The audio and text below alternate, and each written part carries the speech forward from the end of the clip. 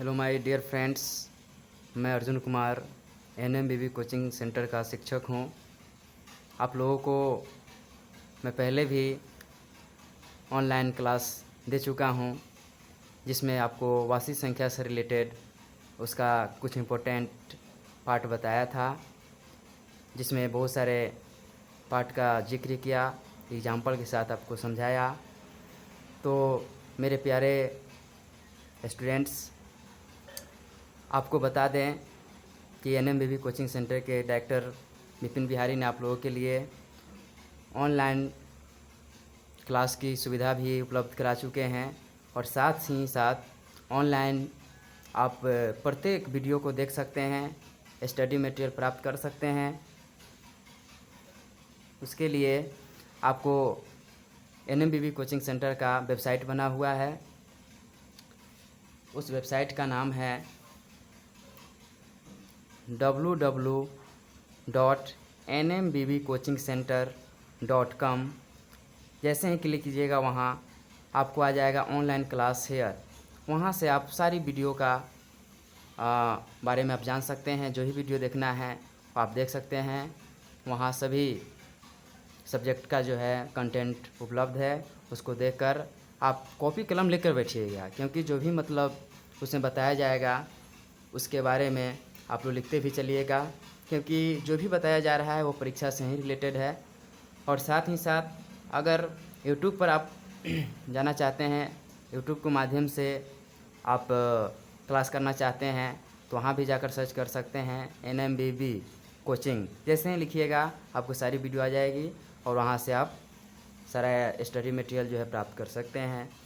तो मेरे प्यारे स्टूडेंट्स, मैं आप लोगों को वार्षिक संख्या का फर्स्ट पार्ट बताया था, और ये भी कहा था कि वह जो है 9th और 10th दोनों के लिए बहुत इम्पोर्टेंट है, और उससे रिलेटेड जो है परीक्षा में प्रश्न पूछी जाती है। तो सबसे पहले आज मैं वार्षिक संख्या का फर्स्ट पार्ट भाज्य संख्या, जिसको यौगिक और इंग्लिश में कंपोजिट नंबर कहा जाता है, उससे जुड़ा परिभाषा पहले देखिए। वह संख्या जिसका 2 से अधिक गुणनखंड होते हैं उसे भाज्य संख्या कहते हैं। समझ गए कि वह संख्या जिसका 2 से अधिक गुणनखंड होते हैं उसे भाज्य संख्या कहते हैं। जैसे 4 है तो 4 का गुणनखंड क्या क्या हो सकता है, तो 1 2 4। उसी प्रकार 6 के भी 2 1 3 6 एक क्या है, गुणनखंड है। इसीलिए ये जो भी एग्जाम्पल में दिए गए हैं वो क्या है, भाज्य संख्या है, अर्थात यौगिक संख्या है। परीक्षा में प्रश्न क्या पूछे जाते हैं उस पर थोड़ा गौर कीजिएगा। उसका जो फैक्ट्स आप लोगों को बता रहे हैं। पूछता है कि सबसे छोटी भाज्य संख्या या यौगिक संख्या कौन सी होती है, तो याद रखिएगा वो 4 होती है। थोड़ा थोड़ा क्वेश्चन घुमा कर ही पूछ सकता है कि सबसे छोटी समभाज्य संख्या कितनी होती है, तो ये भी 4 होती है। सबसे छोटी विषम भाज्य संख्या कितनी होती है, तो ये 9 होती है। अगर पूछता है कि सबसे बड़ी भाज्य संख्या कितनी होती है, तो निकालना संभव नहीं है। तो आप लोगों को भाज्य संख्या से रिलेटेड आपको जो भी मतलब समस्या होगा वो दूर हो गया होगा। अब आगे चलते हैं अभाज्य संख्या, जिसको रूट संख्या अर्थात इंग्लिश में इसको कहते हैं प्राइम नंबर। सबसे पहले अभाज्य संख्या की परिभाषा को देखिए, सुनिए और लिखते भी चलिएगा, क्योंकि जो भी आपको चीज़ बताऊंगा वो परीक्षा से रिलेटेड है। तो सबसे पहले परिभाषा देखिए, वह संख्या जिसका केवल 2 गुणनखंड यानी फैक्टर होते हैं उसे अभाज्य यानी रूट संख्या कहते हैं। कौन सी संख्या को रूट कहेंगे, तो वह संख्या जिसका केवल 2 गुणनखंड होते हैं उसको हम क्या कहते हैं, अभाज्य संख्या। जैसे 2 के लीजिए क्या होगा, 1 और 2 होगा। 3 का क्या होगा, 1 और 3 होगा। दूसरा जो है परिभाषा ऐसे भी दे सकते हैं कि वह संख्या जो 1 और स्वयं से विभाजित होते हैं उसे अभाज्य संख्या कहते हैं, यानी प्राइम या रूट संख्या कहते हैं। इससे प्रश्न पूछा गया है, बहुत सारे प्रश्न इससे पूछे हैं। जैसे सबसे छोटी अभाज्य या रूट संख्या कितनी होती है, याद रखिएगा बच्चों 2 होती है। सबसे छोटी थोड़ा क्वेश्चन घुमा देगा। सबसे छोटी, अब सम जोड़ देगा, सबसे छोटी सम अभाज्य संख्या कितनी होती है? तो 2 होती है। सबसे छोटी विषम अभाज्य संख्या कितनी होती है? तो विषम में याद रखिएगा 3 होती है। सबसे बड़ी अभाज्य संख्या क्या होती है? तो निकालना संभव नहीं है। तो अगला जो पार्ट है वह है सअभाज्य संख्या, जिसको को प्राइम नंबर कहते हैं। इसकी परिभाषा पहले देखिए, समझिए, और जो भी प्रॉब्लम होगा आप कमेंट करके पूछ सकते हैं। जिस 2 धनात्मक पूर्णांकों के सार्वगुणनखंड 1 होते हैं, जिस 2 धनात्मक पूर्णांकों के सार्वगुणनखंड 1 होते हैं उसे सअभाज्य संख्या कहते हैं। जैसे देख लीजिए 1 एवं 2, तो 1 एवं 2 इसका जो है गुणनखंड कीजिएगा तो 1 को हम क्या लिख सकते हैं? 1 गुने 1, क्योंकि 1 ही आएगा। 2 को क्या लिख सकते हैं? 2 गुने 1। इसमें क्या मिल रहा है? कॉमन 1 मिल रहा है, सर्वगुणनखंड 1 आ गया। इसका तात्पर्य यह हुआ कि 1 एवं 2 सअभाज्य संख्या है। समझ में आ गया होगा। अगला है 2 एवं 3, तो 2 एवं 3 सअभाज्य है कि नहीं? तो होगा, है। क्यों? क्योंकि 2 का जो है गुणनखंड कीजिएगा तो 2 गुने 1 लिखिएगा इसको, 3 को क्या लिखेंगे? 3 गुने 1। इसका सार्वगुणनखंड कितना आएगा? इसका भी 1 आएगा, तभी तो ये सअभाज्य कहलाएगा ना। तो ये भी समझ में आ गया होगा। तो बच्चों अब आगे चलते हैं जुड़वा अभाज्य, जिसको अभाज्य युग्म कहते हैं, मतलब जुड़ा रहेगा, है ना, जिसको इंग्लिश में ट्वाइन प्राइम नंबर कहते हैं। इसको गौर से समझिएगा, प्रत्येक स्टेटमेंट को बढ़िया समझिएगा, कोई परेशानी नहीं होगी, क्योंकि उस परेशानी को ही हम दूर आज कर देंगे। परिभाषा सबसे पहले देखिए कि जिस 2 अभाज्य संख्याओं के बीच केवल एक भाज्य संख्या होती है उसे अभाज्य युग्म कहते हैं। क्या समझे बच्चों? कि जिस 2 अभाज्य संख्याओं के बीच केवल एक भाज्य संख्या होती है उसे अभाज्य युग्म कहते हैं। जैसे 3 एवं 5 जुड़वा भाज्य है। क्यों? क्योंकि इनके बीच 4 उपस्थित है। अगला है जैसे में 5 एवं 7, ये भी जुड़वा भाज्य है। क्यों? क्योंकि इनके बीच 6 उपस्थित है। 6 क्या है? तो भाज्य संख्या है।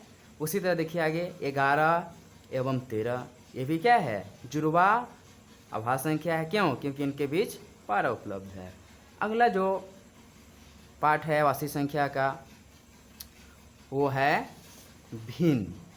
तो सबसे पहले भिन्न के बारे में आप लोग भिन्न का आप जोड़ घटाव गुना भाग सब कुछ जानते होंगे, लेकिन उसको रिवीजन कर लेना थोड़ा ज़रूरी है, क्योंकि इससे रिलेटेड भी आपको प्रश्न पूछे जाते हैं।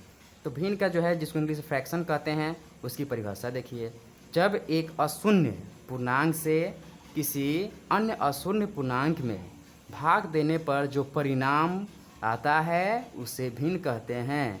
लेकिन बच्चों याद रखिएगा, वह परिणाम पूर्णांक नहीं होना चाहिए, मतलब पूर्ण रूप से वो कटना नहीं चाहिए। जैसे 5 में 2 से भाग करेंगे तो हमको 5/2 मिलेगा और यह भिन्न होगा। क्यों? कि 2 से 5 पूर्ण रूप से नहीं कट रहा है।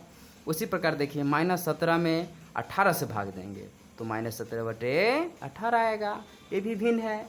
उसी प्रकार देखिए 2 में भाग करेंगे 3 से 2/3 आएगा। -25 में 191 से भाग करेंगे तो -25/191 आएगा। ये क्या है? भिन्न है। ये सब बेसिक चीज़ है जो आप लोग जानते होंगे, लेकिन रिवीजन कर लेना थोड़ा ज़रूरी है, क्योंकि इससे भी रिलेटेड आपको परीक्षा में प्रश्न पूछे जाते हैं। और जैसे जैसे टॉपिक्स आगे बढ़ेगा क्वेश्चन भी इससे रिलेटेड जो है बनते जाएंगे, इसीलिए इन सारी चीज़ों को जानना जरूरी है। थोड़ा भिन्न के बारे में जान लेते हैं कि भिन्न कितने प्रकार के होते हैं।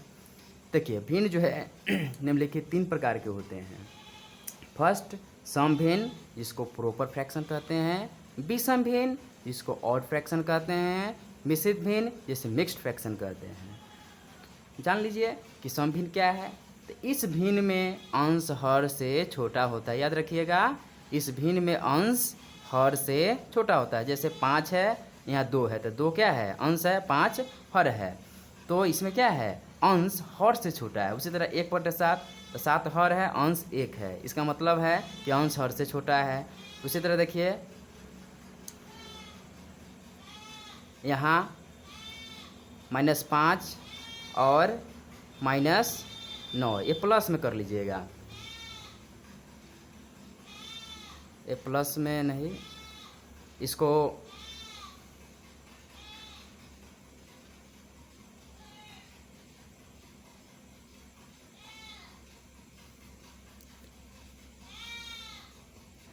चलिए बच्चों, तो ये 5/9 दोनों प्लस में ही लीजिएगा, क्योंकि 9 क्या है, हर है, और अंश कितना है 5, जो अंश हर से छोटा है। सम भिन्न समझ में आ गया। उसी तरह विषम भिन्न देखिए, इस भिन्न में अंश हर से बड़ा होता है। इस भिन्न में अंश हर से बड़ा होता है। जैसे दो हर है और 5 अंश है, मतलब 5 बड़ा है।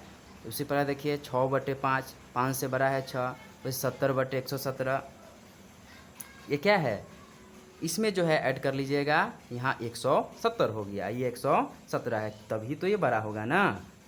तो समझ में आ गया विषम भिन्न। अब मिश्रित भिन्न देख लीजिए।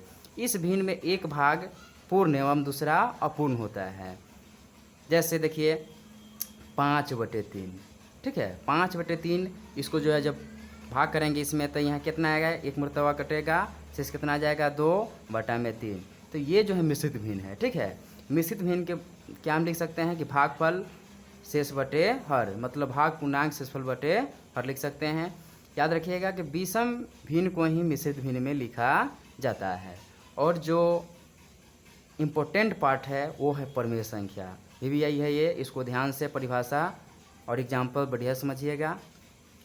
परिभाषा पहले देखिए, जिस संख्या को p/q के रूप में लिख सकते हैं उसे परिमेय संख्या कहते हैं। जहाँ p एवं q एक पूर्णांक हो एवं q is not equal to 0, मतलब q किसके बराबर नहीं होना चाहिए, कभी भी 0 के बराबर नहीं होना चाहिए।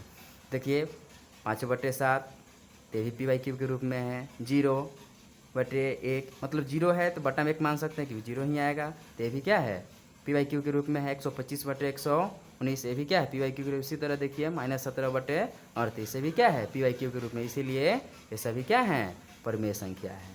अब इससे रिलेटेड अगले क्लास में आपको, मतलब जो भी इससे रिलेटेड फैक्ट है, मतलब वास्तविक संख्या से, तो अगले क्लास में आपको प्रोवाइड कराऊंगा। इसके लिए आपको अगला क्लास करना पड़ेगा। थैंक्स।